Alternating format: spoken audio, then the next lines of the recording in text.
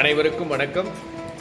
78வது சுதந்திர தின நல்வாழ்த்துக்களை அனைத்து சகோதர சகோதரிகளுக்கும் நான் தெரிவித்துக் கொள்கிறேன். எனக்கு அன்பானவர்களே, நாம் சுதந்திரம் பெற்று 72 ஆண்டுகள் நிறைவு பெற்றது.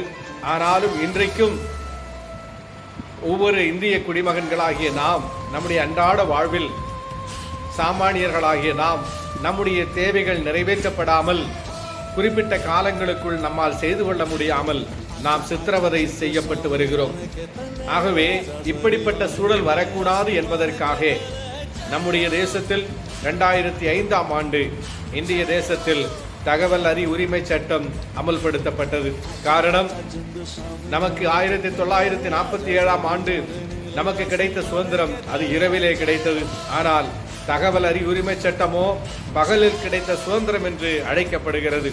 இந்த பகலில் கிடைத்த சுதந்திரம் நம்முடைய நாட்டினுடைய அனைத்து துறைகளிலேயுமே வெளிப்படைத்தன்மையுடையதாய் ஒரு சாமானியன் தன்னுடைய கோரிக்கைகளை குறிப்பிட்ட காலங்களுக்குள் நிறைவேற்றிக் கொள்ள அவன் எளிதிலே தன்னுடைய கோரிக்கைகளை நிறைவேற்றி பயனடைய வேண்டும் என்பதற்காகவும் இந்த சட்டம் நிறைவேற்றப்பட்டது. இந்த சட்டம் அது மாத்திரமல்ல, மிக முக்கியமாக நம்முடைய நாட்டின் குடிமகன்கள் ஒவ்வொருவரும் ஒரு தனி மனிதனுடைய வளர்ச்சி தான் நம்முடைய நாட்டின் வளர்ச்சி.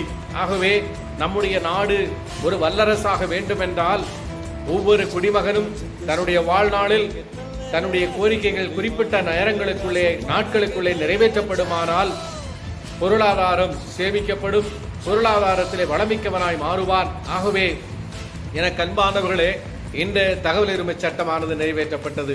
நம்முடைய நாடு ஒரு வல்லரசாக மாறுகிறதோ இல்லையோ, நம்முடைய நாடு ஒரு நல்லரசாக மாற வேண்டும். நல்ல அரசாக மாற வேண்டுமானால், லஞ்ச லாவண்யம் இல்லாத தேசமாக நாடாக காணப்பட வேண்டுமானால் நாம் இந்த 78வது சுதந்திர தினத்தில் உறுதிமொழி ஏற்க வேண்டும். நான் லஞ்சம் கொடுக்கவோ மாட்டோம் என்கிற உறுதிமொழி எடுக்க நாம் முற்படுவோம். நிச்சயமாக நம்முடைய நாட்டை, நம்முடைய தேசத்தை, நம்முடைய மாநிலத்தை, நம்முடைய கிராமத்தை நல்ல ஒரு கிராமமாய், நல்ல ஒரு மாவட்டமாய், நல்ல ஒரு அரசாக மாற்றியமைக்க நம்மால் முடியும். வாருங்கள், உறுதிமொழி ஏற்போம்.